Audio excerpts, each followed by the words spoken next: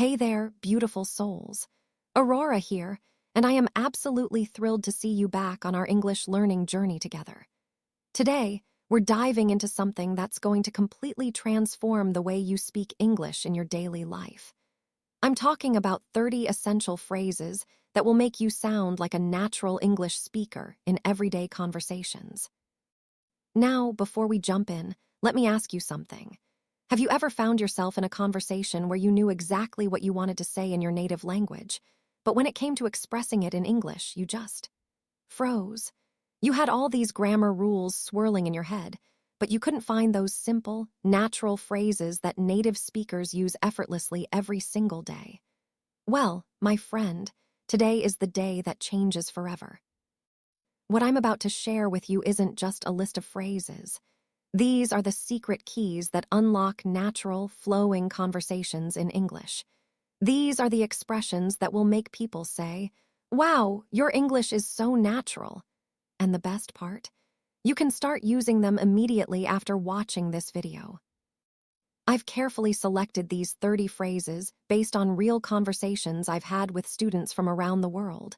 And more importantly, based on what I hear native speakers actually saying every single day. These aren't textbook phrases that sound robotic. These are real, authentic expressions that will make you feel confident and comfortable in any English conversation.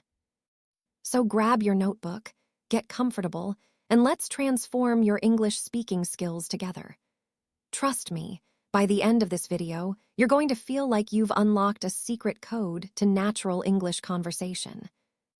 Let's start with our first group of phrases, and these are what I call the conversation starters. These are the phrases you use when you want to begin a conversation naturally and warmly. The first phrase is "How's it going?" Now, this is so much more natural than asking "How are you?" which can sometimes feel a bit formal. "How's it going?" is relaxed, friendly, and perfect for both casual and semi-professional situations. Imagine you're meeting a colleague at the coffee machine. You'd say, "Hey Sarah, how's it going?" It's warm, it's natural, and it invites a real response. Our second phrase is "What have you been up to?" This is absolutely perfect when you haven't seen someone for a while. It's like asking about their recent activities in a genuinely interested way. Picture this: you bump into an old friend at the grocery store. Instead of just saying "Hi," you say, "Oh my goodness, Sarah, what have you been up to?" Immediately, you've opened the door for a real conversation about their life, their work, their hobbies. It shows you care about what's happening in their world. The third conversation starter that native speakers use constantly is "long time no see." This phrase is gold when you meet someone you haven't seen in a while. It's casual, it's friendly, and it acknowledges the time that's passed without making it awkward.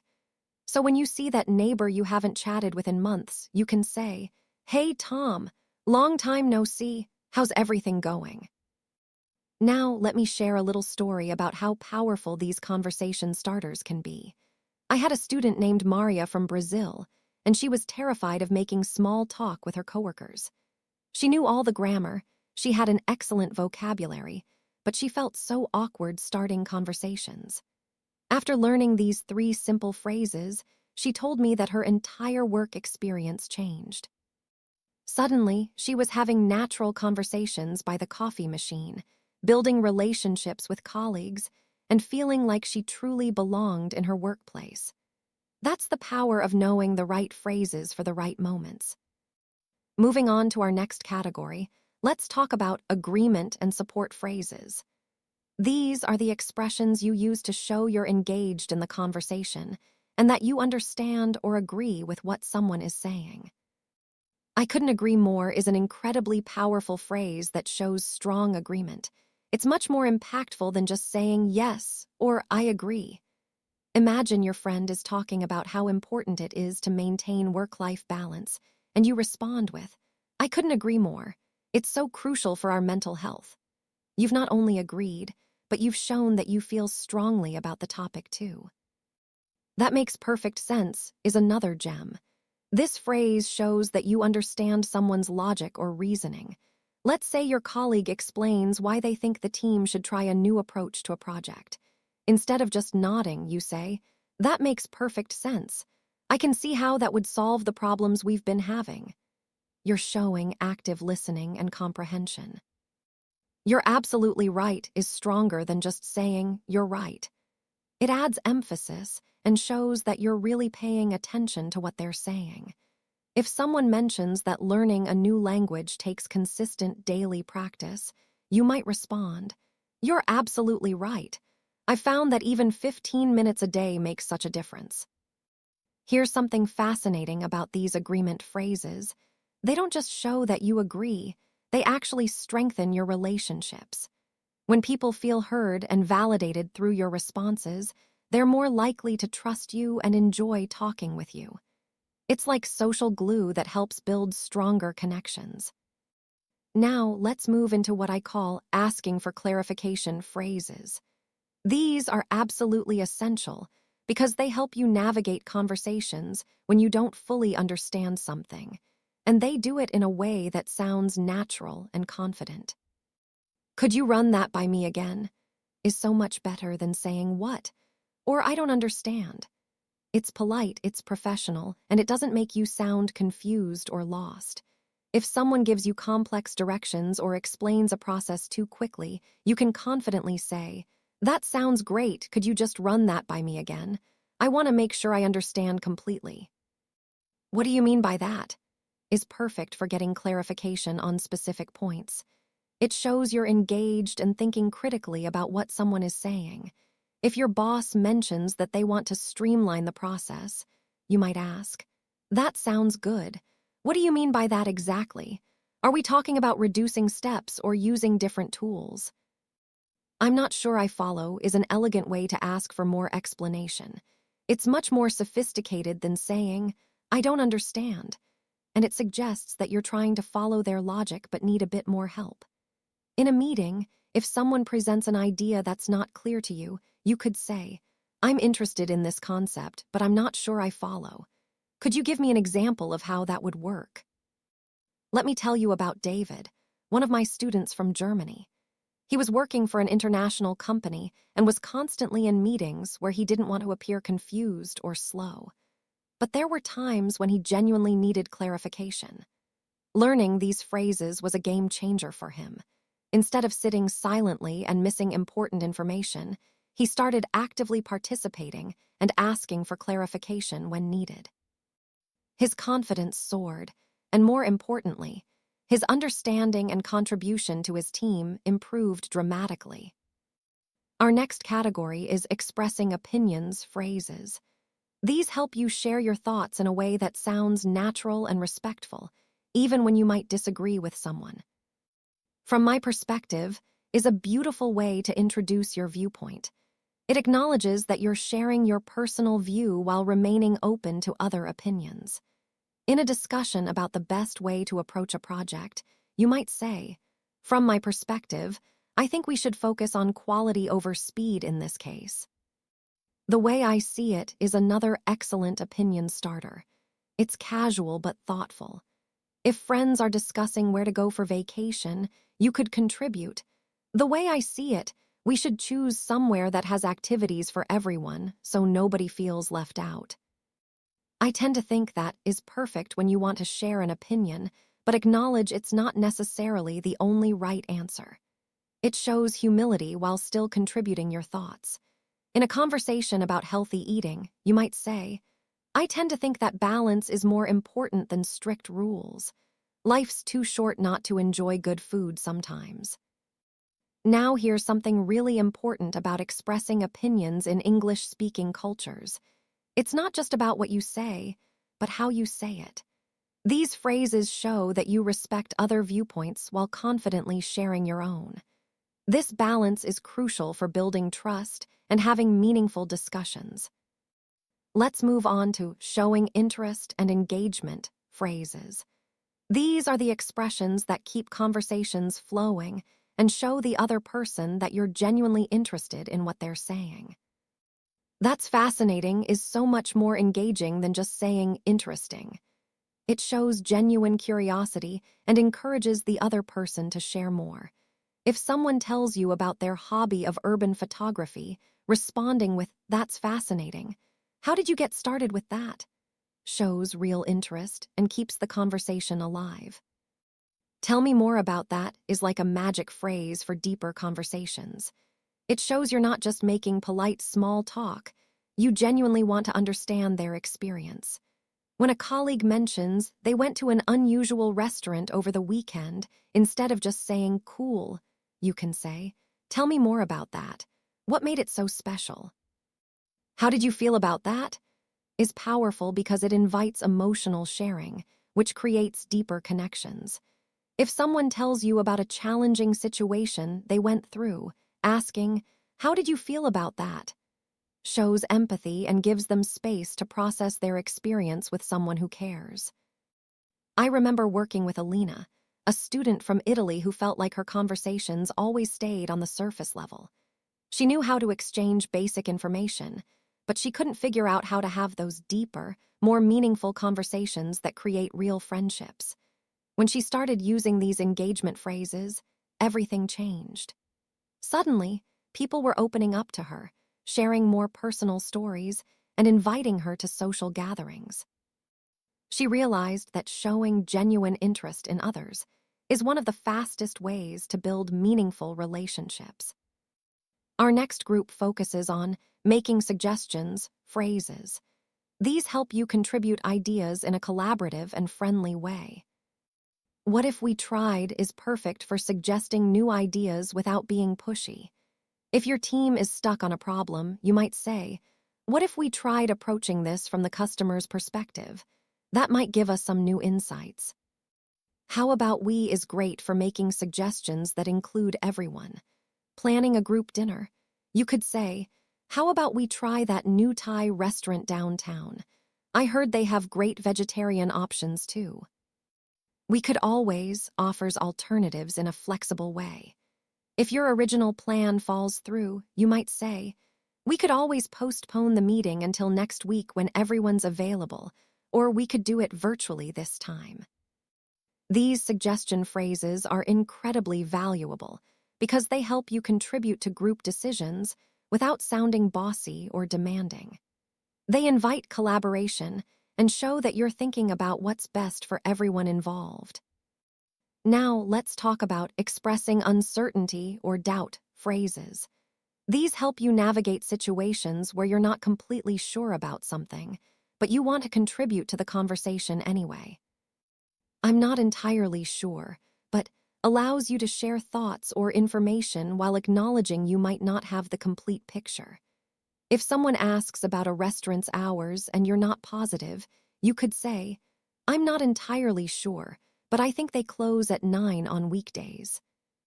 It seems to me that is perfect for sharing observations or impressions.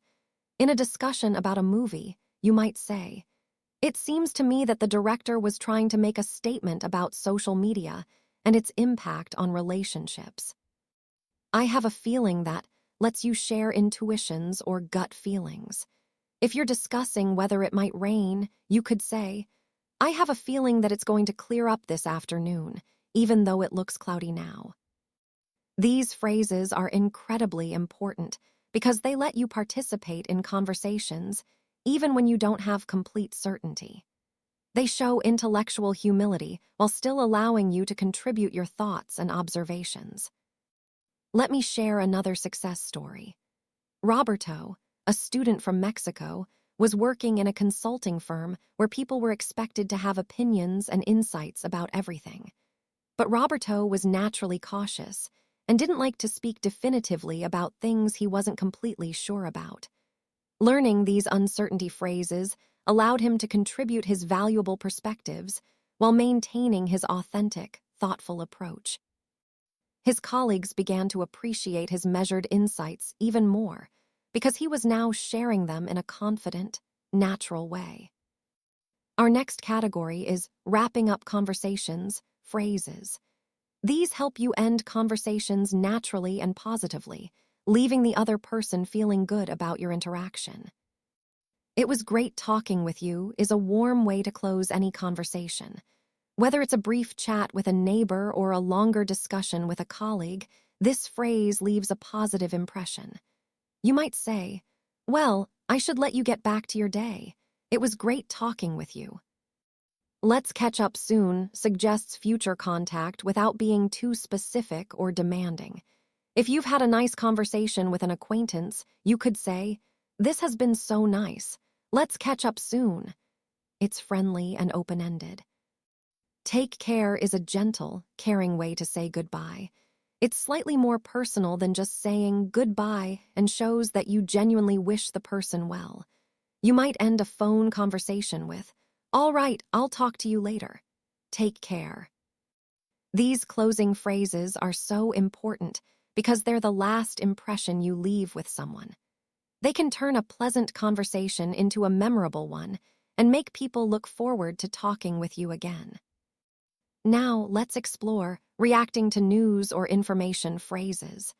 These help you respond appropriately to things people tell you, showing that you're a good listener and that you care about their experiences. "That's incredible" works for both positive and surprising news. If someone tells you they got promoted or shares an amazing travel experience, "That's incredible" shows enthusiasm and genuine happiness for them. "I can't believe it" expresses surprise or amazement. Whether someone shares good news or tells you about an unexpected situation, this phrase shows you're engaged and processing what they've told you. "That must have been" followed by an emotion helps you empathize with someone's experience. If someone tells you about a difficult situation, you might say, "That must have been really stressful for you." If they share a positive experience, "That must have been so exciting," shows you understand how they felt. These reaction phrases are like emotional bridges that connect you to other people's experiences.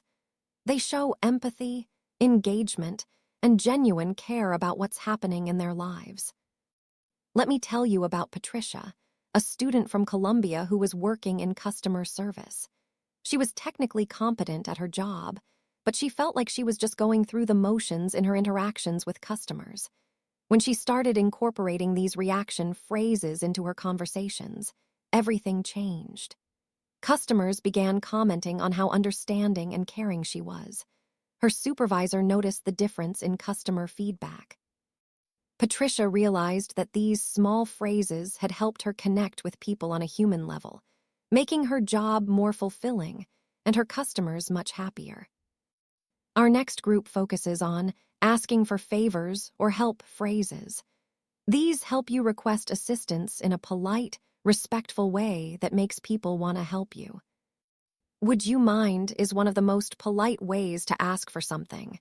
Instead of saying, "Can you help me move this table?" you could say, "Would you mind helping me move this table?" It sounds more considerate and less demanding. "I was wondering if you could" is perfect for bigger requests.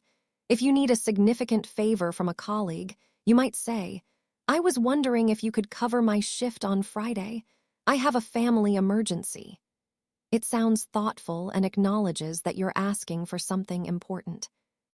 "If it's not too much trouble" shows that you recognize you're asking for someone's time or effort. You might say, "If it's not too much trouble, could you send me that report by tomorrow morning? I want to review it before the meeting." These phrases are crucial because they show respect for other people's time and willingness to help.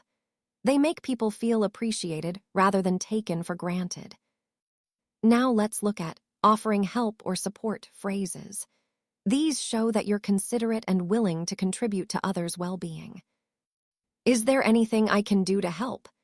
is a genuine offer that lets the other person decide what kind of support they need. If a friend is going through a difficult time, this phrase opens the door for them to ask for specific help or just to know you care. "Let me know if you need anything" provides ongoing support. After helping someone move, you might say, "You're all set. Let me know if you need anything else." It shows your help isn't just a one-time thing. "I'd be happy to" shows enthusiasm about helping. If someone asks if you can give them a ride to the airport, responding with "I'd be happy to" sounds much more positive than just saying "okay" or "sure."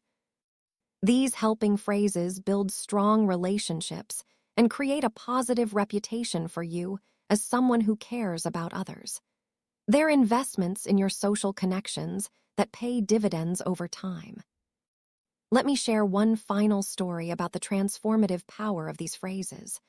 I worked with Ahmed, a student from Egypt who had just moved to Canada for graduate school. He was academically brilliant, but he felt isolated and struggled to make friends. The problem wasn't his English skills. His grammar and vocabulary were excellent. The issue was that he didn't know how to engage in the small, everyday conversations that build relationships. We focused on these 30 phrases, and Ahmed started incorporating them into his daily interactions. He began asking classmates, "What have you been up to?"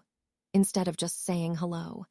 He started responding to their stories with, "That's fascinating. Tell me more about that," instead of just nodding. He offered help with, "Is there anything I can do to help?" and showed agreement with, "I couldn't agree more." Within just a few months, Ahmed's entire social experience transformed. He was invited to study groups, weekend activities, and even dinner parties. His professors noticed his increased participation in class discussions. He told me that these phrases didn't just help him speak better English. They helped him connect with people in a way he never had before, even in his native language. That's the real power of what we've learned today. These aren't just English phrases, they're tools for human connection. They help you show interest, express empathy, contribute ideas, ask for help, offer support, and engage authentically with the people around you. As we wrap up our journey through these 30 essential phrases today, I want you to remember something incredibly important. Language learning isn't just about memorizing words or mastering grammar rules. It's about building bridges to other people, creating connections, and expressing your authentic self in a new language. Every single one of these phrases is a key that unlocks a different aspect of natural conversation. When you ask, "What have you been up to?" you're showing genuine interest in someone's life. When you say, "That makes perfect sense," you're validating their thoughts and building trust. When you offer, "Is there anything I can do to help?" you're extending compassion and creating community. I want you to choose just 3 phrases from today's lesson, the 3 that resonate most with you or that you think you'll use most often. Practice them in real conversations this week. Notice how people respond differently when you use these natural, engaging expressions instead of more formal or basic alternatives. Remember, becoming fluent in English isn't about perfection. It's about connection. It's about being able to express your thoughts, feelings, and personality in a way that allows others to truly know you. These phrases will help you do exactly that. Your English journey is unique and beautiful, and every conversation you have is an opportunity to grow, connect, and share your wonderful self with the world. Keep practicing, keep connecting, and keep believing in yourself. You're doing something incredibly brave and amazing by learning this language, and I'm so proud of how far you've come. Until next time, keep speaking, keep connecting, and keep shining. I'll see you in the next lesson, where we'll continue building your confidence and fluency together. Take care, my dear English learners.